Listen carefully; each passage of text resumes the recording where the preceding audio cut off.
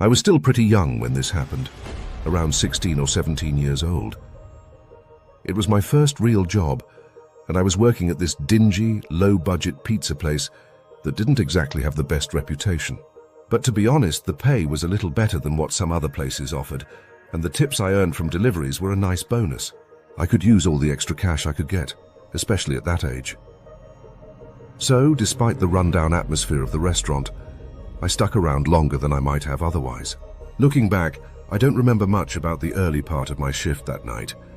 It was just another regular day, filled with the usual monotonous tasks. I probably showed up for my shift around 5:30, as I typically did, and was scheduled to work until midnight. The beginning of the evening passed by uneventfully, like any other evening before it. The kitchen was busy, the phone rang occasionally with orders, and the hours dragged on as expected. There was nothing particularly out of the ordinary to break the routine. Then, around 9:30, we received an order for a delivery. Nothing too unusual, just a standard order. I grabbed the pizza, packed it up, and headed out the door. The destination was a little further out than most deliveries, around 15 minutes from the restaurant, nestled in a quiet, secluded part of town. It wasn't the kind of place I was familiar with, and the journey there felt more remote than I had anticipated. I drove slowly, scanning the streets for the house number, but it wasn't easy to find. The addresses on the houses were obscured by overgrown trees and shrubs, making them hard to see from the road. Add to that the fact that most of the homes had long, winding driveways that led far away from the street, and it made the search even more complicated. After a few laps around the neighborhood, I finally spotted the house I was looking for. It was an old, imposing building that seemed like it had been there for ages. The architecture looked a little dated, almost as if it had been built decades ago. Despite its age, the house had an air of permanence, standing tall and unyielding amidst the surrounding landscape. I parked my car near the long driveway and stepped out, the crisp air hitting my face as I walked towards the porch. The silence in the area was almost unsettling, like I had left the rest of the world behind. There were trees everywhere, stretching over the property, their branches creating a canopy that blocked out most of the natural light. The isolation was palpable. There was no sound, no movement, nothing to indicate that anyone else was around. It felt like I had entered another world, far removed from the hustle and bustle of the town I had just left. When I finally reached the porch, something immediately struck me as odd. The front door was wide open. Now, it's not unusual for people to leave their doors slightly ajar when they're expecting a delivery, but this was different. This door wasn't just cracked open. It was wide enough for someone to walk through without touching it, almost like it had been left open intentionally. I hesitated for a moment, but I didn't think too much of it at the time. It wasn't unheard of for people to be a bit casual about things like that. So I shrugged it off and knelt down to place the pizza inside the door. But just as I was about to do so, I heard a voice. "Hey, could you bring the pizza inside? I'm just setting the table." The voice I heard was unmistakably male, and it had a warmth to it that was inviting, almost reassuring. Still, despite its friendly tone, there was something about it that felt off. It wasn't quite right. Maybe it was the way it echoed in the quiet of the house, or the strange sense that the voice didn't quite match the environment around me. I had delivered to many homes before, and I knew it wasn't exactly common to be invited inside, especially when you were just delivering food. Most customers expected you to drop the order off at the door, say a quick "thank you," and be on your way. But in this case, the request didn't seem all that strange. After all, the man's voice didn't sound threatening or aggressive, just casual, almost friendly. And let's be honest, most delivery drivers know that if you go the extra mile and make the customer happy, you're more likely to get a nice tip. So, despite my hesitation, I decided to go along with it. It didn't seem like it would be a big deal. I figured it would take no more than a minute to walk inside, drop the pizza off and leave. I'd be in and out quickly, and maybe I'd even get a better tip for my trouble. I stepped into the house, still clutching the pizza box in my hand, and walked down a long hallway. The house was dimly lit, and the silence was almost overwhelming. It was the kind of silence that made you feel like you were the only person in the world. I reached the kitchen, a spacious room with old wooden floors that creaked under my footsteps, and set the pizza down on the table.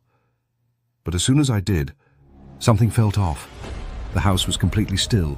There was no movement, no sounds of footsteps, nothing. I hadn't heard anyone else in the house since I entered, and yet I had just heard the man's voice just moments before.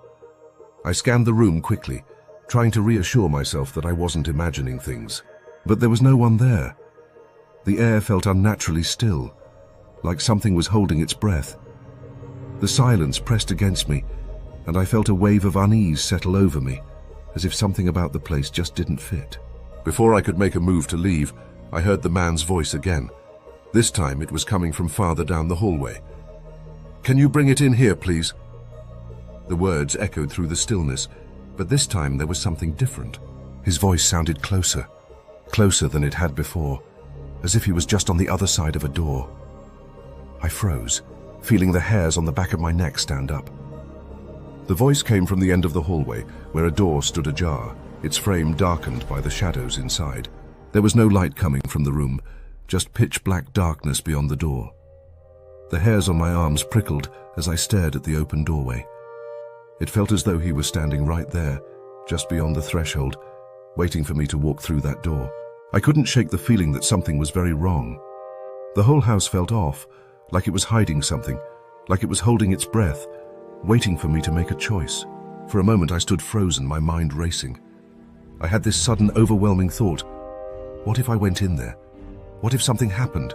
The more I thought about it, the more I felt that sick, gut-wrenching sensation that told me I should leave, and leave now. It was an instinct, a deep, primal warning that something wasn't right. The rational part of my brain tried to push the thought aside, telling me I was just being paranoid, but the uneasy feeling gnawed at me, and my instincts screamed at me to get out. Without another second of hesitation, I turned on my heel and rushed out of the kitchen. My heart was pounding in my chest as I walked quickly back down the hallway, my footsteps echoing in the silence. I didn't stop to close the door behind me. I didn't even take a second to look around or check if anything was out of place. All I wanted was to be out of there. I dashed to my car, jumped in and slammed the door shut, my hands shaking as I started the engine. The tires squealed as I sped out of the driveway and back onto the road, my mind racing with thoughts of what had just happened. I didn't tell anyone at work about it. I was too embarrassed. I didn't want people to think I was overreacting or being paranoid. I was sure they'd laugh at me if I told them what had happened. So I kept it to myself, burying the memory deep down, hoping it would just fade away. But now, looking back, I know something was terribly wrong that night. The whole encounter had felt off, in a way I couldn't fully explain.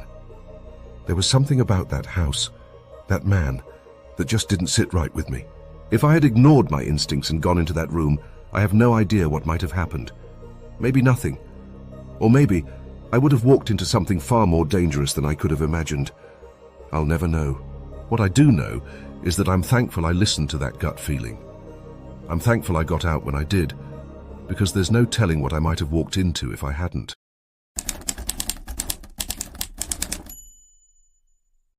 When I was 20, I worked alongside my parents in a small, family-run takeout restaurant.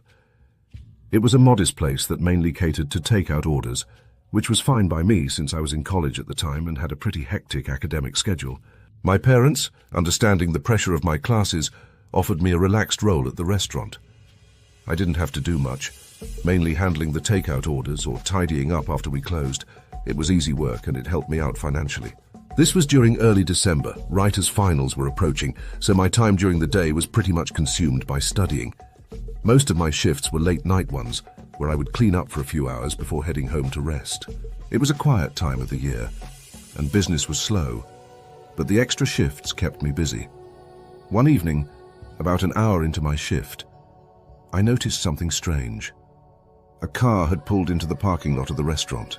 The parking lot was small, just a few spaces in front of the building, with no other businesses around.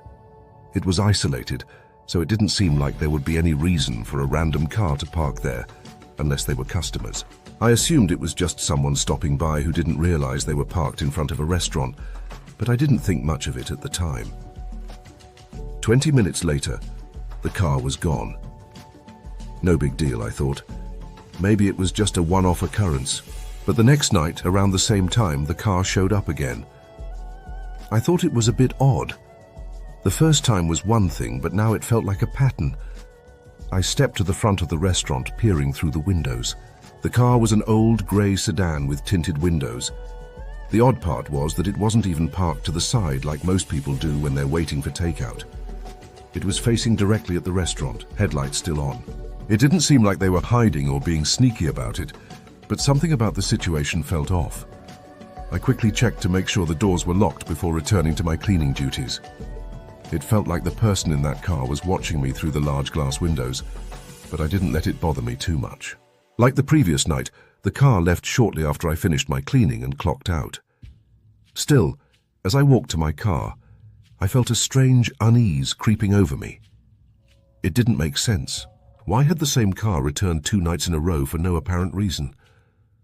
I drove home, trying to shake the feeling, but it stuck with me. The next day, I decided to take a break from work, focusing on my schoolwork instead.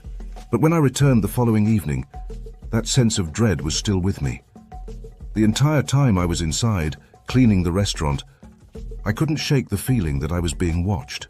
I kept glancing out the windows, half expecting to see that same car pull into the lot. But surprisingly, it never showed up. After nearly 3 hours of cleaning and getting everything done without incident, I began to feel a bit foolish. Maybe I was overthinking it. Maybe it really had been nothing.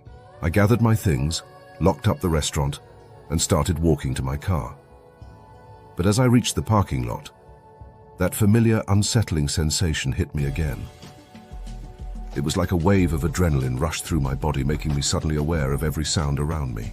I felt my heart race as I scanned the parking lot, my eyes darting back and forth. And that's when I saw it. There, in the far corner of the lot, just out of the reach of the streetlights, was the same grey sedan. The moment I spotted it, the car started moving toward me, speeding across the lot. My pulse shot up as I sprinted to my car, but I could hear the tires screeching as the car sped up right beside me, slamming on the brakes just inches from where I was. I stumbled forward, panicked, thinking I was about to be hit. I was only a few feet away from my car when the doors of the sedan swung open. My focus was entirely on getting into my car and locking the doors, but I could hear footsteps pounding the pavement behind me. As I finally reached my car and got the door open, I felt a rush of relief. But then, through the window, I saw 3 men in masks and hoodies sprinting toward me, their movements fast and purposeful. My hands were trembling as I struggled to start the car, my mind racing. The men were right behind me, banging on the windows and trying to pull the door open. I barely managed to get the car in gear, my heart pounding as I slammed my foot on the gas. I sped out of the lot and onto the main road, feeling a wave of relief wash over me as I left the parking lot behind. I drove straight to a well-lit gas station nearby, my body still shaking. I called 911, my voice unsteady as I explained what had just happened. The police arrived quickly, but there wasn't much they could do. Our restaurant had no security cameras, so there was no footage to help identify the men or the car. I didn't even get a good look at their faces. It had all happened so quickly. After that night, I never saw that car or those men again. It was like they vanished without a trace. But I'll never forget the fear I felt as I realized just how close I had come to something far worse. If you enjoyed the story, don't forget to leave a comment with your thoughts and hit that subscribe button. Join the community and never miss out on our next chilling tale.